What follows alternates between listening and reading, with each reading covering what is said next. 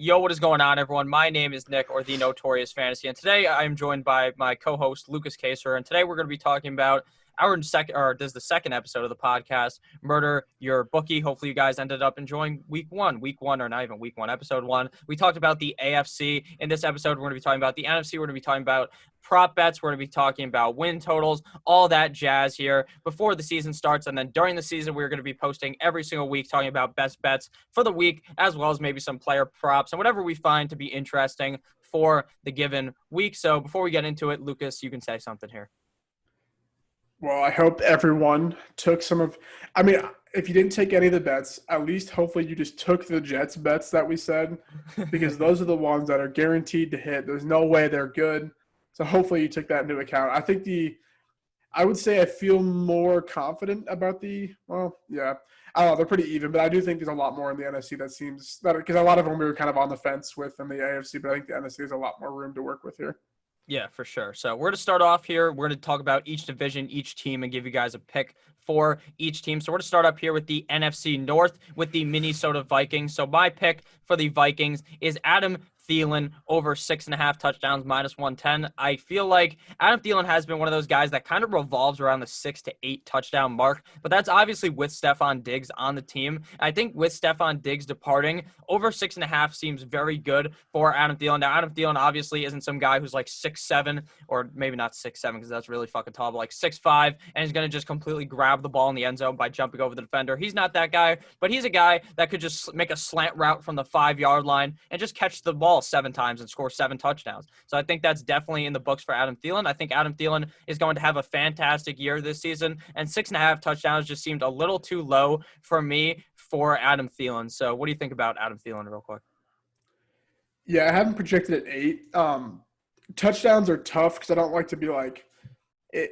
They seem too easy, right? This is what I said, that the overs seem way too easy on some of these. So I think this one, I haven't projected at 8, and that my projections were made before the whole Justin Jefferson working with the twos kind of aspect came to be. And I think we're really going to see an Adam Thielen sort of they're just going to feed him these first couple of games because they're going to have to. And I think this is one where he's going to be healthy. I'm over the fact that he's healthy. Everyone says he's fine. So 16 games, you got to get him a touchdown really every other game. It seems legit because Dalvin Cook is probably going to get hurt, so they're going to have to throw the ball to someone. So I think I like this one a lot. I definitely think so too. Mine on the Vikings, I couldn't really find a good one because I don't know about their win total. I didn't know about Thielen's yards because it could just be really negative efficiency for a ton of targets, not a lot of yards, which is good for fantasy. Not good for real football. But I had Dalvin Cook most rushing touchdowns at plus 1,200. I did the same thing for James Conner. This pending health, if he plays a full 16, I haven't projected at 10 rushing touchdowns. I think I have projected at 13 total games played. Yeah. So he could literally score 18 rushing touchdowns. Yeah, and I have McCaffrey at 15 rushing touchdowns, Henry at 13, Kendrick at 12. I need to adjust that because he's kind of banged up or whatever. But Dalvin Cook right now is tied for 4th in projected total touchdowns for me, playing 13 games. So this is one where if he plays 16, it really comes down to him, McCaffrey, or Henry, and I'll take the odds of the Vikings, who, not that they run the ball a ton, but they made sure to get Dalvin Cook his touches in the red zone, and his breakaway speed and breakaway playmaking is insane. So another one to throw a little bit of money on just to hope that he plays a full 16. But I think the Adam Thielen over 6.5 touchdowns is a pretty solid one here. All right, so now on to the Green Bay Packers. Now, I have Devontae Adams, yards leader, plus 1,400. Now, I think it's between a couple of guys that could be the yards leaders. Probably going to either be Michael Thomas, maybe Devontae Adams. And then there's a couple of guys that I could see doing it. Chris Godwin, Mike Evans, obviously the Buccaneers, and then maybe Kenny Golladay. There's probably a laundry list of 10 guys that I could see doing this. Now, Devontae Adams has been a guy in the past who was very good, getting easily probably over 1,400, or getting a shit ton of yards. But the reason why he didn't do it last year was because he ended up getting hurt. And now if he doesn't end up getting hurt this season, with him being really the only wide receiver option there in Green Bay, they bring in Devin Funchess, and then the guy just says, hey, let me have $150,000. I'm opting out. So, which is a pretty smart financial move for Devin Funchess, but not a smart move for him, obviously, for the Packers. So now it's really just the Devontae Adams and Aaron Rodgers connection you're going to be relying on here, of him just force feeding the ball. When they're not going to run the ball, the ball's probably going to be thrown to Devontae Adams. They don't have Jimmy Graham anymore. They really have no one else out there that they can throw the ball to, I guess, besides Aaron Jones. So I think Davante Adams is going to have an excellent year. And I think plus 1,400 is a nice spot for Davante Adams. You obviously don't have to bet a shit ton of money for him to win. You could probably somehow sprinkle it on like 2 guys and just feel pretty confident in it. But I really like Davante Adams this year. I was really big on him last season. I think he could have done this last year had he have not gotten hurt. So I think Adams is pretty good for this. So I like him at plus 1,400 here. Yeah, I think he's a very good candidate for this just because the theory behind why he would be. I mean, Lazard, so they're basically running back the same receiving core, actually minus Jimmy Graham. And you're kind of, I mean, I have Adams over 7.5 touchdowns. I'm projected at 11. He was on pace to smash that in every year of his career, I think, except for one when he got banged up. Last year he was hurt, but he was on pace to go over that. It really just comes down to, like, are you projecting Aaron Jones to not have the usage he was last year? And even if you give him the same usage, I still think 8 touchdowns, that's a touchdown every other game for Adams, is definitely very legit, I guess. And I'm projected at 11. I think that him and we'll go to my guy when we get down to the Lions, Kenny G, I think I have them projected for the 2 highest touchdown rates because it just kind of has to, right? I like that pick a lot. I have a different guy for receiving yards leader, but I definitely think Adams is worth the bet here at plus 1,400. Yeah, and Adams is one of those guys that scored 10 touchdowns, I believe, every last 3 out of 4 years he did it. And obviously the only reason why he didn't do it last year was because he got hurt. So that's definitely seems like pretty much an easy bet if he stays healthy. So now we're moving down to Chicago, the Bears, 4th place plus 200. Now, I don't even know how this is legal, how plus 200 is allowed, because the Lions are going to be not the worst team in this division. I mean, it would take something serious to happen to the Vikings or the Packers for them not to be the 1 and 2 team in this division. So I think it's between the Bears and the Lions fighting for last place. And if Stafford's healthy, there's no way in fuck 9-inch Nick Foles is going to be able to pass at them. So I think 4th place is definitely there for the Bears. I think their defense might be the only reason why it stops them from coming in 4th place. But now with David Montgomery missing likely a couple of games, I mean, they reported 2 to 4 weeks a couple of days ago as you guys are watching this. So that could be, he might be there to start the season, but if I'm David Montgomery, I'm not rushing myself back out there. Personally, I think that would be a stupid idea to try and get hurt again when this is like your year to prove that you are the guy there and that you are good, especially if the Bears could potentially draft a guy next year since the running back class is very good. So I think that the Bears are going to come in dead and last this year, but if it's not them, it's going to be the Lions. So if you want it to be safe, you could bet both of them, but don't be safe here. We're not safe. We're betting the fucking Bears and we're betting the mortgage. I love the Bears here, plus 200. Yeah, I think that's a good one. And this kind of goes along with mine, as I have under 8 wins at minus 130 on FanDuel. I'm pretty sure it's a little more expensive on DK, but it's still 8.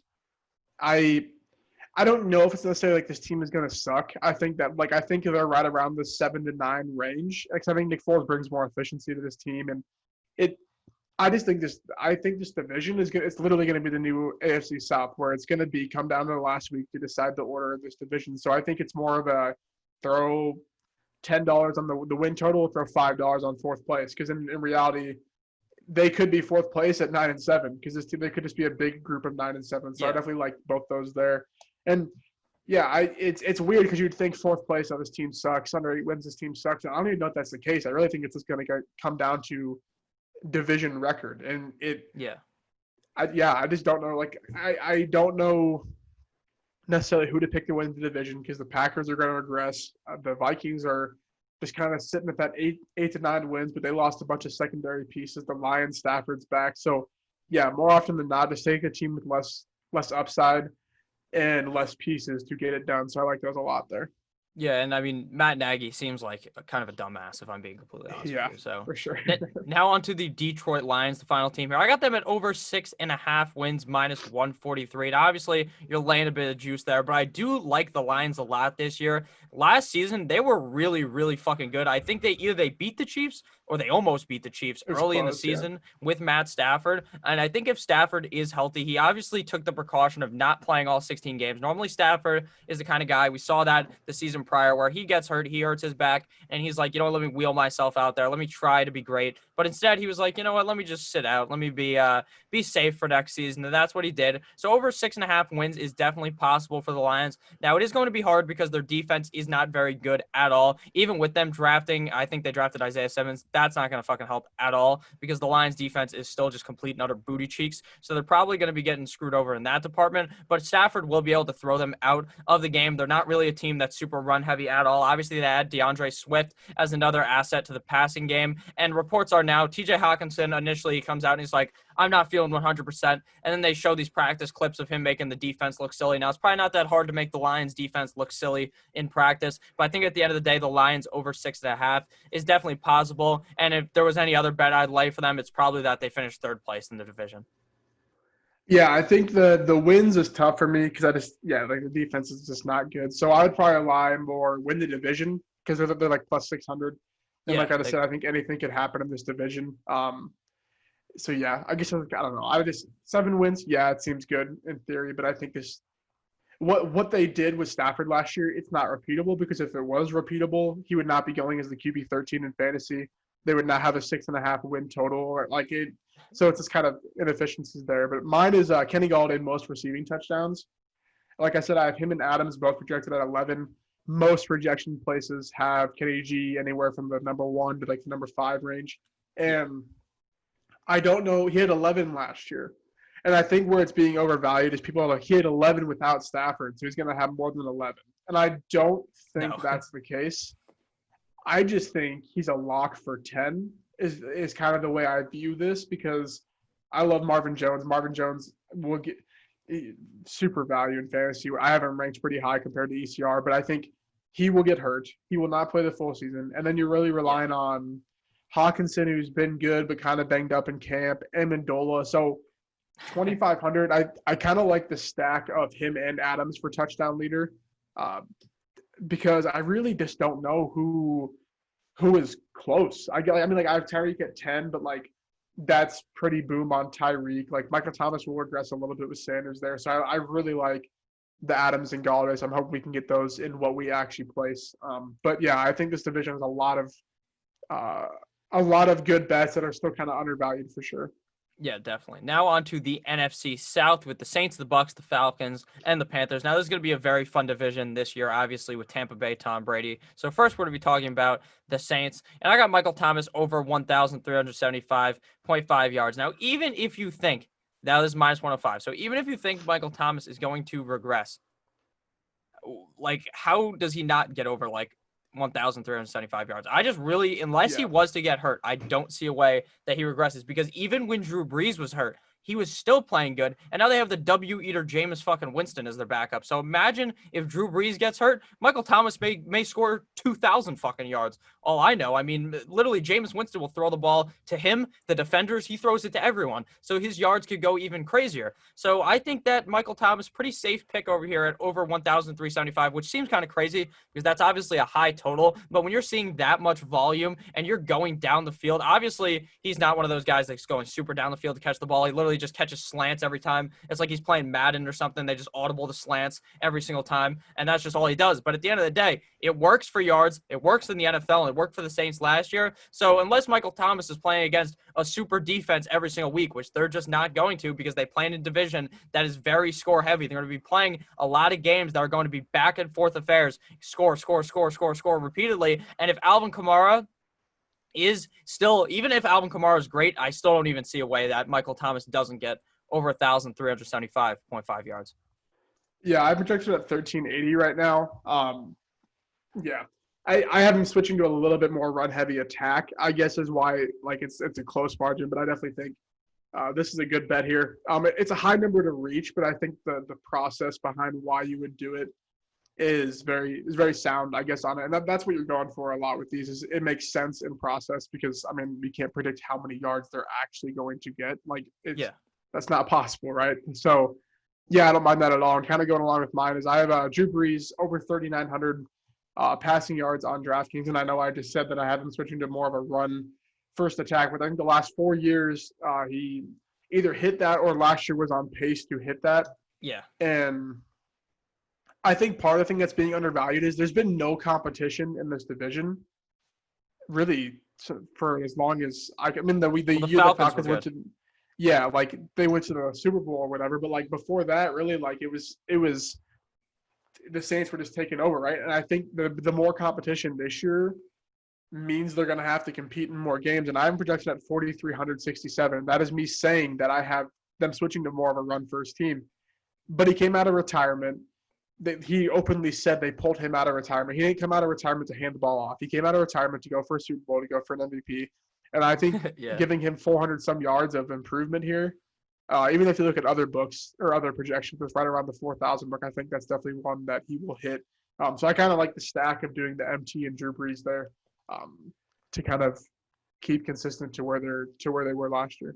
Yeah, definitely. Now, next is the Bucks, obviously, with Tampa Bay, Tom Brady. Now, I got them finishing second in the division. I just don't know if they will be able to beat Drew Brees to win the division. So I'll take them in second place in the division, plus 115. Now, obviously, they could 100% win this division. I could definitely see that, but I think they will end up falling slightly behind the Saints. I think both of their records are going to be very good in the NFC South, considering they're probably going to lay an absolute smackdown on the Panthers and then probably the Falcons as well. It's going to be close. They'll probably split 1-1. Obviously, Saints Bucks are probably going to split, and I think that the Buccaneers are just going to be overall a good team. I do think Tom Brady will be fine over there with Bruce Arians. I obviously don't think that. I kind of do believe he's kind of a system quarterback, because without Bill Belichick, there's no Tom Brady. But with Bruce Arians, there will be Tom Brady, because Bruce Arians is also an excellent coach. So I think there's a reason why he went there, because he wants to try to win again. And this is probably his best shot too, with the amount of wide receiver weapons on the team, as well as a pretty solid defense. So I like the Bucks to finish second in the division, plus 115. Yeah, that one, I like that one a lot. I couldn't really find anything with the Bucks, so I just did Gronk to Brady for his first touchdown pass Love at plus that. 340. Super like dumb bet. Like I couldn't find anything because I don't know.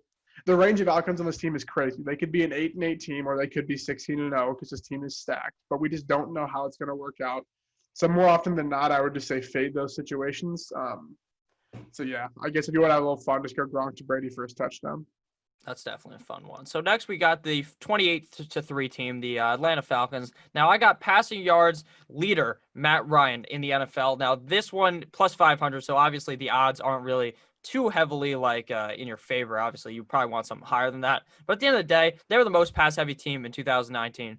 They could legitimately throw the ball a zillion times more in 2020.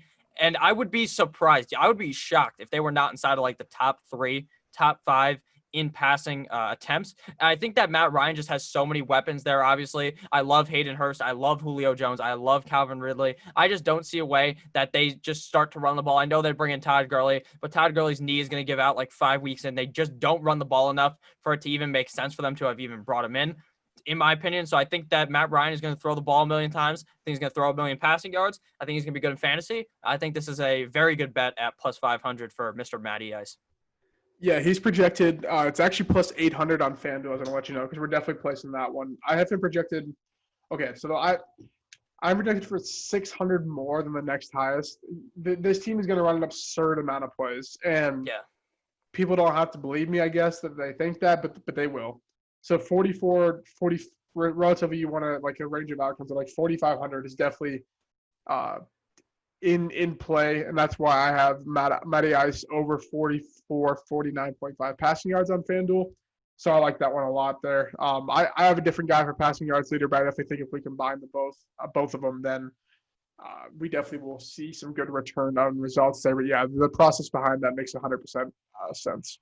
Yeah, definitely. So now into the final division, or not the division, the final team of the NFC South, and that is the Carolina Panthers. Obviously, now they bring in Teddy Roosevelt, Teddy Bridgewater, and I got CMC Offensive Player of the Year plus 1,000. This guy was fucking robbed last season. If they don't give it to him this year and he puts up even close to a season as last year, the NFL is a fraudulent organization, in my opinion, a fraudulent league. They have to give it to him this year. The guy's going to be a beast again. He could put up the same amount of yards as last year. I mean, he's probably could even get even more because Teddy Bridgewater is just a better quarterback, you would think, than Kyle Allen, considering Cam Newton played like absolute dog shit the first 2 games of the season before he got hurt. So I think that Christian McCaffrey could win Offensive Player of the Year. He could even win the MVP of the league, but I think it's more likely they give that to a quarterback. I talked about that obviously in the AFC episode, so you guys want to check that out. I think Deshaun Watson could win the MVP. I think Offensive Player of the Year should be Christian McCaffrey as long as they don't fuck him over again. No, yeah, I like that one a lot. The MVP, like as much as we think it makes sense, it's just a waste of money. But I think you're definitely good odds there. So I have quite a bit for this one, and I don't even know if I'm high on it. So most passing yards, I have Teddy B at plus 6,000, and people, I have it projected the second highest. This team is going to run an absurd amount of plays. Same with the fact because they're going to have to keep up with the same. They're going to have to keep up with everyone in the division. And I think the thing that sticks out to people is these teams are good, but their defenses suck in this division. The Saints defense is not that great. The Bucs is not that great. The corners are young. Falcons and Panthers defense might be the worst defenses in the league in general. Besides the Jets. Yeah, besides the Jets. But I think that we're not going away. We're not starting the season without him and Matt Ryan stacked on most passing yards, even just a small amount, because it just makes sense for her to do it. Yeah. And then with that, most receiving yards, we're going to do Adams, and we're also going to throw in DJ Moore because if they run as much plays as they will, DJ Moore is a lock for 1,200 yards. He's like my wide receiver 5 right now in PPR and half PPR rankings. It's going to have to work out because if it doesn't, then this team might not even come close to winning a game. Ultimately could happen, but they're just going to throw the ball so much. Even with McCaffrey's going to get his touches, but they're just going to have so many plays. The last 4 games last year, they were like number 1 in plays ran or number 2. They're going to keep that going. That means I have DJ Moore over 1050 yards. Then Teddy B, there's a thing on DraftKings, Teddy B to have more passing yards than Cam Newton at minus 167. I feel like I don't know if you want to stack all these because that's just kind of digging your own grave if you don't hit. But I think I would rather take the most passing yards than that one just because the odds there. But I definitely think this could be super bullish on the Panthers and what their offense could do. But I just think it's going to work because they're going to keep low ADOT, yards after the catch with their playmakers, and it's going to have so many plays. So I think the takeaway here is DJ Moore and Teddy B most in their respective positions. For sure. Now on to the NFC East with everyone's favorite team, the Dallas Cowboys. Just kidding. We don't like the Dallas Cowboys. So no. But I am pretty high on the fact that I think the team will be throwing the ball a lot with Mike McCarthy. But obviously, Kellen Moore's still probably going to be calling the plays there. So they'll probably still do a lot of that RPO bullshit that they were fucking around with last year. So I got the Cowboys. I got Dak over 4,275.5 yards minus 110.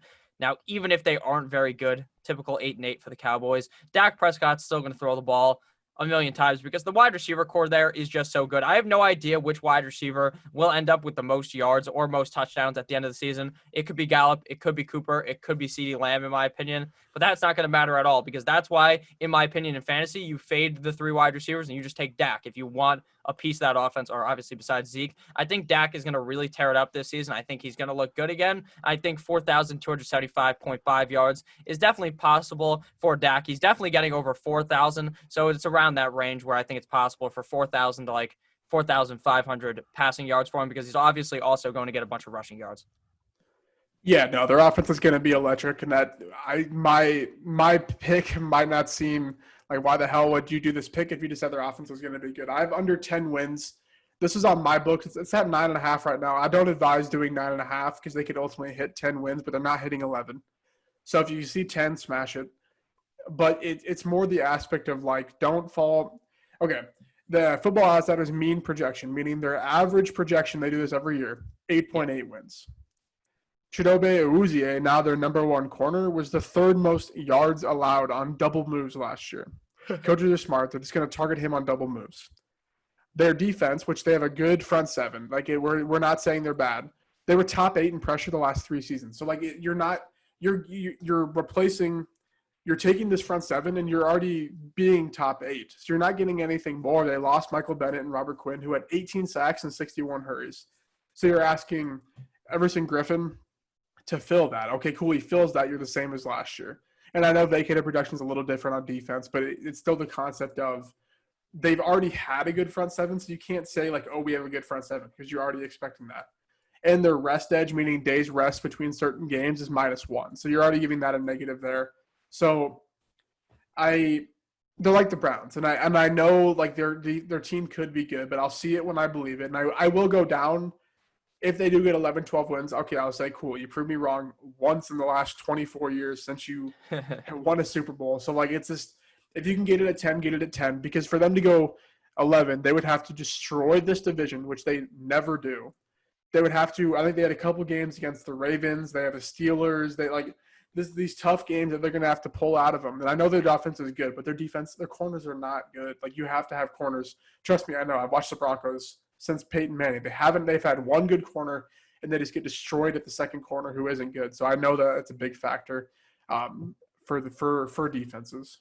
Yeah, they also lost. I don't know if you said it. They also lost Byron Jones, so not very bueno for them. So now onto the Philadelphia Eagles, the team that won the division last year. Because when the Cowboys, they need to win, they just can't win. But obviously the Clapper man's out of there, so maybe that might just bring the Giants to win 1,000,000 games actually. So the Eagles now, Zach Ertz over 6 touchdowns -110. Now Zach Ertz is a guy that kind of revolves around that 5 to 8 mark. Now I don't think that Ertz is done yet. I think next year is when we see the fucking complete fall of Zach Ertz, where Goddard is just getting so many snaps. The snaps keep rising rapidly for Goddard, but I don't think that will affect his like yards for Ertz, but I don't think it will affect his touchdowns, because as we know, the Philadelphia Eagles offense, legitimately, their wide receiver core is so fucking injury prone. It's actually crazy. Last year, they had guys playing from the AAF were playing, and they were starting, and they were playing well. So once those guys got hurt, Ertz was balling out.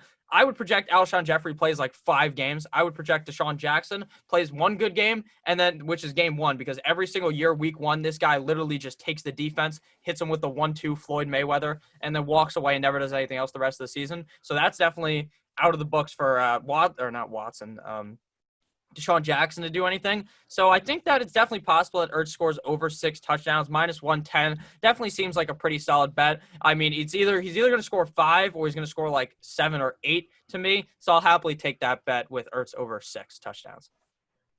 No, yeah, I like that. I mean, unless Rager's going to take over the red zone work, it's definitely him. I have them at +140 to win the division.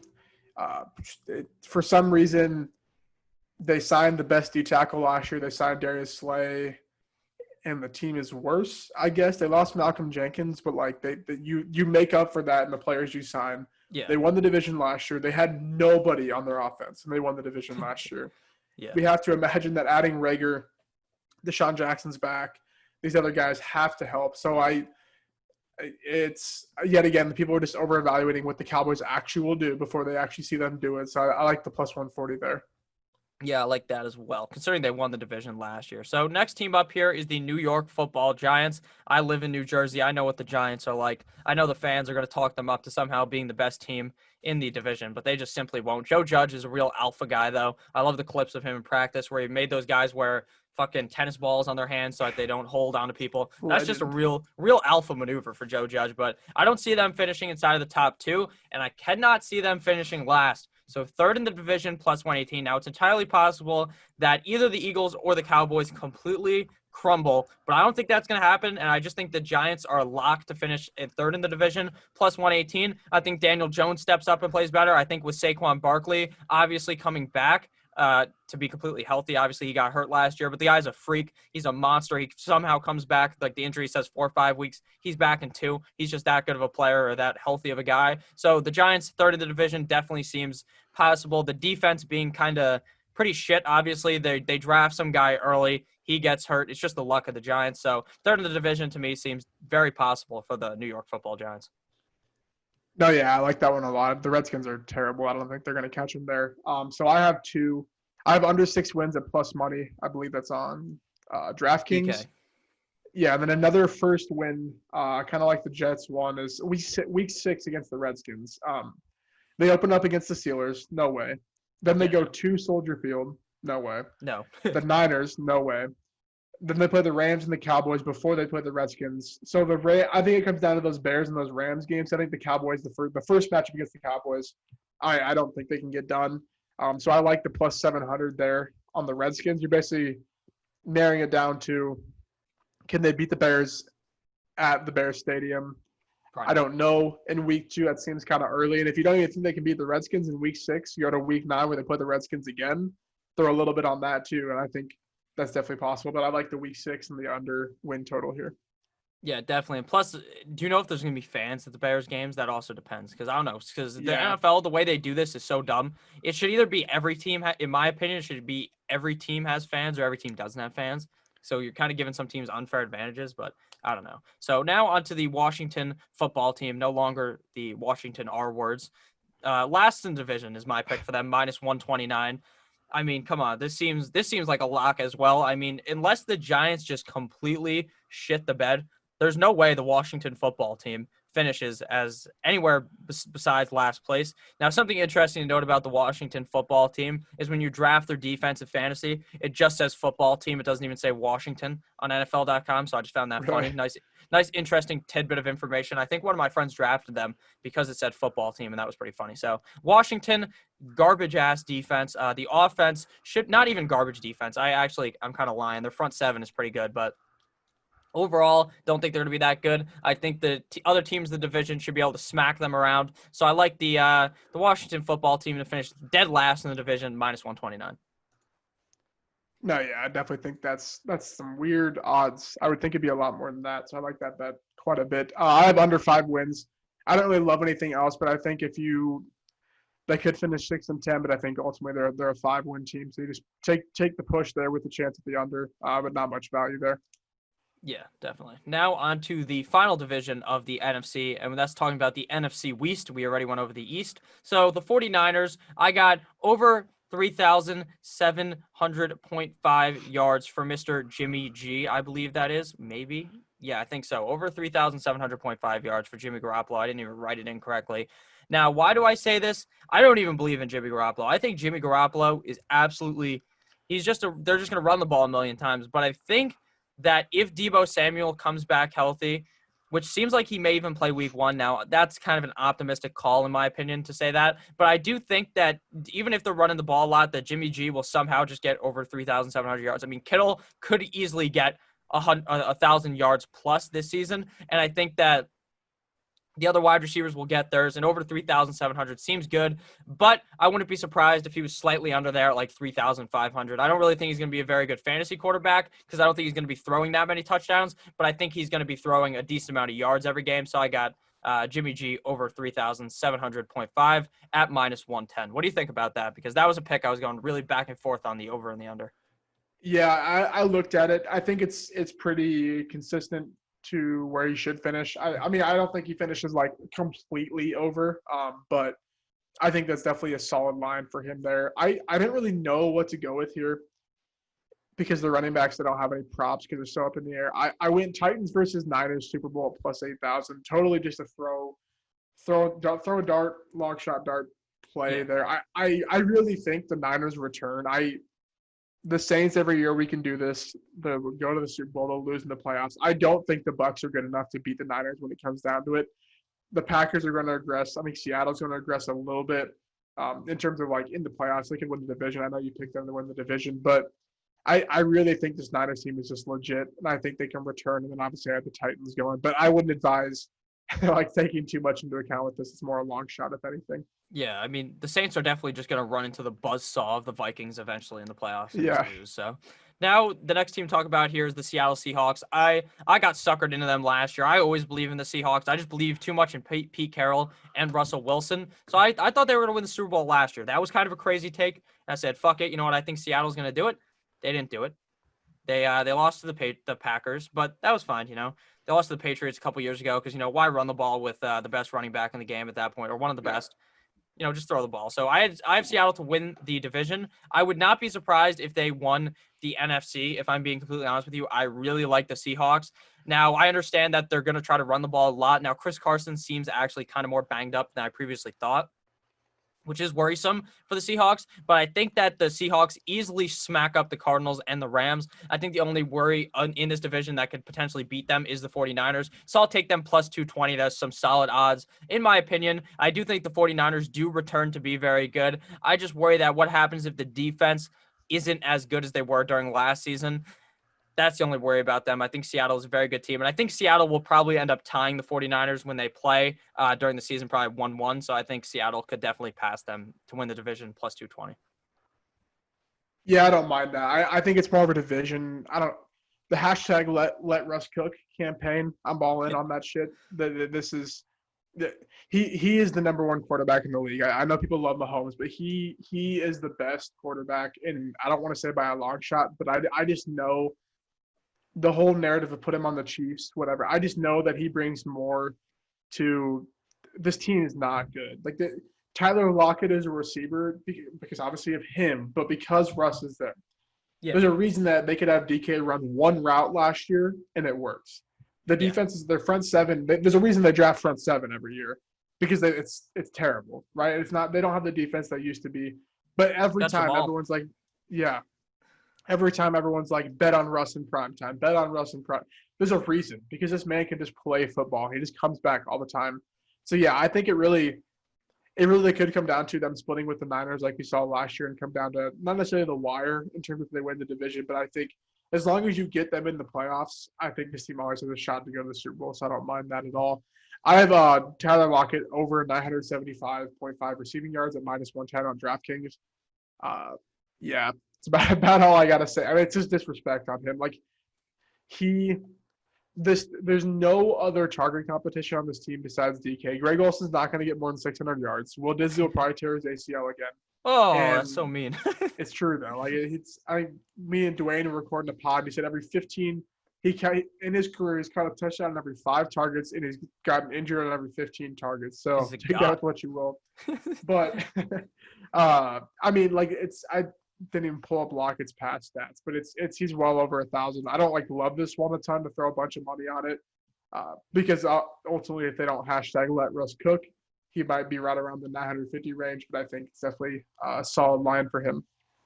Yeah, definitely. So now the second team or the third team to talk about here is the Arizona Cardinals. Now, this bet to me seems like the mortal lock of the century as well. I don't even understand how this is at this. Kyler over rushing yards 475.5 at minus 110. He was over 400 rushing yards last year and didn't even run out of the pocket for the first 6 games. He was scared to run. He's 5 feet tall. He probably didn't want to get put through the dirt by these NFL defenders. But then he was like, you know what, fuck it, I'm going to actually run. And he was very productive. Over 475.5 just seems a little too low for Kyler Murray, especially if he's running as much as I think he will. And in this offense, he can really cook out there by running the ball. And I think he's going to have a very good season this year. Now, I have him ranked in fantasy as a top 5 quarterback, which doesn't necessarily mean he's going to be a great NFL quarterback because fantasy and NFL don't really or fantasy and the NFL, real football, don't really correlate too much with how good a guy is. But I think Kyler Murray rushing over 475.5 yards will make him a good fantasy option, and I just think that that's entirely possible for Kyler. I wouldn't be surprised if he was sitting at around the 550 to 600 range this season. Yeah, you would think he would improve from last year. It makes sense why this would be the line because ultimately they might throw the ball more, but still I think that they're not going to take away from the design runs they had for Kyler over the last half of the year. So I like that one quite a bit. I have over 7 wins for him. Based on the fact that their schedule is going to be easier, they're adding DeAndre Hopkins. So I don't love it because their division is still tough. I win the division at plus 800, but now the more I think about it, I don't really love that. So I'm going to get rid of that one right here. But I think the 7's a good number to work with because I think this is the first time in a long time this division has been pretty even with all 4 teams are playoff caliber teams. So that's kind of like the NFC North where it could come down in the last week to decide the standings. So I don't mind the over 7 there, but I'm not in love with it. All right, so now on to the final team of the video. I hope everyone has enjoyed this video. So we are now talking about the LA Rams, the team that gets that new SoFi Stadium that looks fucking awesome that they show off in Hard Knocks in the most recent episode. I got Bobby Trees, Bobby Woods, Robert Woods over 1,050.5 receiving yards at minus 110. Now, Cooper Kupp last season, once they committed to the 2 tight end set, was kind of falling off. Robert Woods was a top 5 fantasy wide receiver on a point per game basis. And Robert Woods was getting a zillion yards every game. I think if they play more with the 2 tight end set, we're going to see Robert Woods really play well. Now, I don't understand why they wouldn't, considering the 2 tight end set helps the fact that their offensive line is just going to get barreled over by a lot of these defensive lines. I think Robert Woods is a very good player. I think over 1,050 is definitely possible for Robert Woods at -110. So I'm going to take it. If he finishes lower than that, he's definitely going to get over 1,000. So I just would go ahead and assume he might be able to get 1,100 or obviously higher than 1,050. Yeah, for sure. And along the same lines, I have Cooper Kupp over 6 touchdown catches. I guess I get why 6 is the line just due to the dip off he saw last year. But the last 2 seasons when he's kind of taken over this role that he has, he's had a 0.75 touchdown rate per game and a 0.63 touchdown rate per game.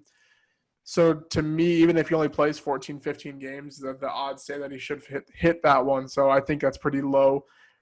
But if they do go to this whole 12 personnel thing they did last year, he definitely could be sitting right around 6. But then again, you're still pushing at that. So I like the 6 there quite a bit.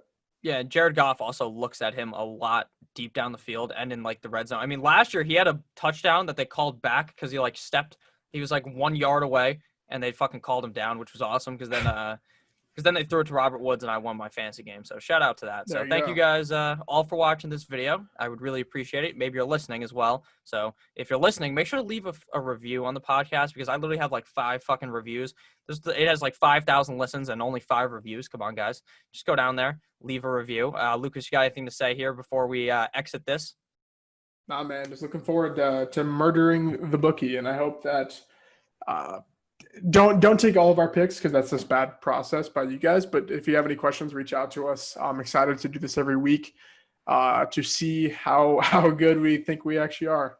Yeah, we're sharper than a knife in Gordon Ramsay's house, so that's what we are. So I think that we're going to have a great time. Obviously, you guys, this is going to be the last episode of the preseason, or not even the preseason, but before the regular season starts, we will be posting every week. It's probably going to be a defined date. Maybe it's Saturday, maybe it's Friday every single week. So hopefully you guys do end up enjoying. I post a lot of fantasy content on here as well. So if you're into fantasy football, you can hit that subscribe button as well. Make sure to follow Lucas as well on Twitter. He tweets out some interesting tidbits of information. I don't tweet out anything useful, probably just a lot of memes, but you can follow me as well. It's a fun time on there. So thank you guys all for watching. I love you all, and I'll see you guys, I think, maybe next week or the week after with week 1 of the NFL season. I love you all. Have a great rest of your guys' day. Goodbye.